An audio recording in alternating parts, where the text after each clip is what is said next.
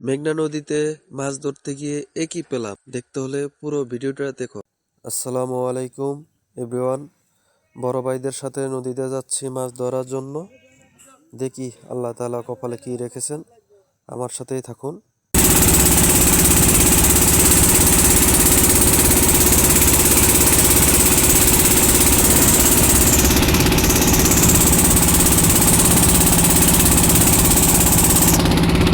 এখানে জাল ফেলানোর কথা ছিল, কিন্তু অলরেডি এখানে দুইজন জাল ফেলাইছে, সেই জন্য আমরা এখান থেকে সরে যাচ্ছি।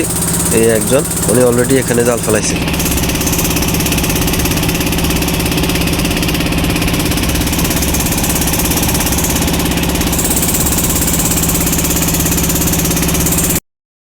প্রথম দিকে শান্তশিষ্ট থাকলো, এখন ঢেউ আরো বেশি বেড়ে গেছে।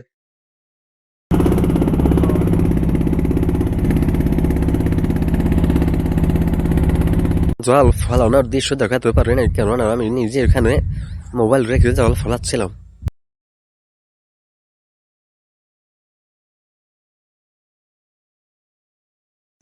জালের মাঝখানে জাল পেঁচিয়ে গেছে, এখন তারা সেটা ছাড়াই দেওয়ার চেষ্টা করতেছে। এখানে জাল নিয়ে টানাটানি হচ্ছে যে জালটা যেখানে পেঁচিয়ে গেছে সেটা ছাড়িয়ে দেওয়ার জন্য।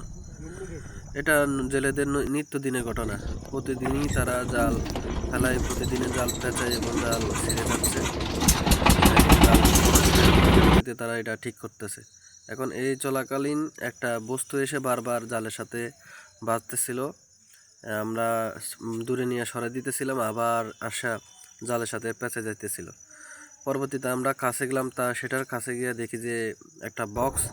তখন সেটা আমরা দড়ি দিয়ে বাঁধার পরে এটাকে দূরে রেখে আসি। তখন আবার এটা ঢেউর সাথে সাথে জালের কাছে চলে আসে। পরবর্তীতে আমরা এটা নৌকার সাথে বেঁধে রাখি, বেঁধে নিয়ে যাচ্ছিলাম।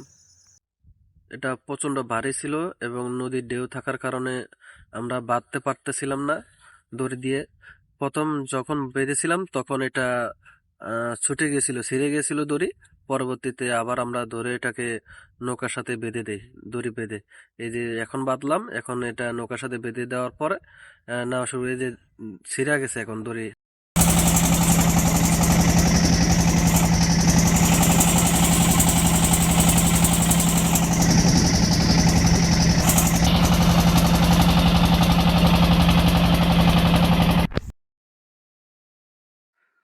বক্সটা চরের কিনারে নিয়ে আসার পর আমরা এখন খুলে দেখতেছিলাম এটার ভিতরে কি আছে।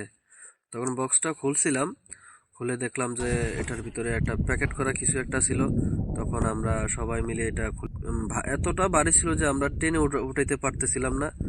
তখন ক্যামেরা রেখে এটা বহুত কষ্টে, এটার ভিতরে দুইটা অক্সিজেনের বোতল, সম্ভবত ছোট ছোট আকারে দুইটা অক্সিজেনের বোতল ছিল। তখন আমরা বহুত কষ্টে পানিতে নেমে তখন এটা উঠাইছি। জালে তেমন একটা মাছ পাওয়া যায় নাই। ওটা নিয়ে এত টানাটানি করার ফলে সবাই ক্লান্ত হয়ে গেছিল।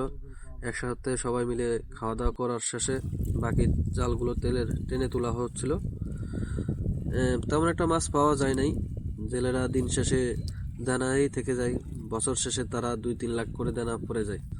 নৌকা অলরেডি অনেকটা ভারী ছিল, যেহেতু এমন ভারী একটা বস্তু নৌকাতে তোলা হয়েছিল।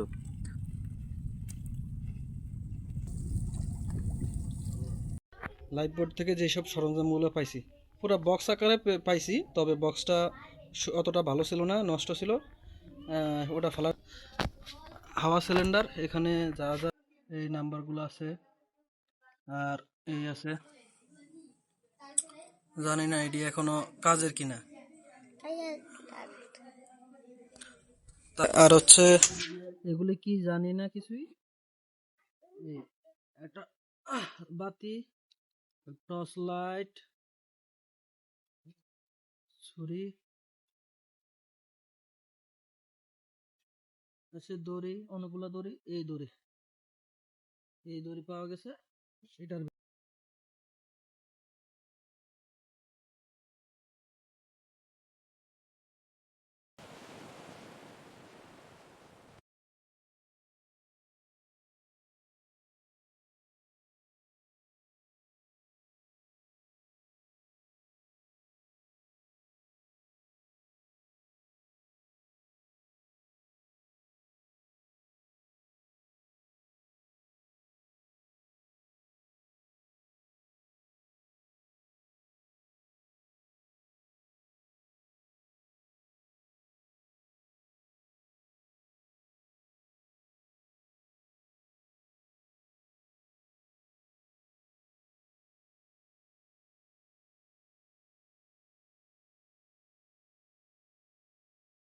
প্যাকেটের ভিতরে এই কাগজটা ছিল।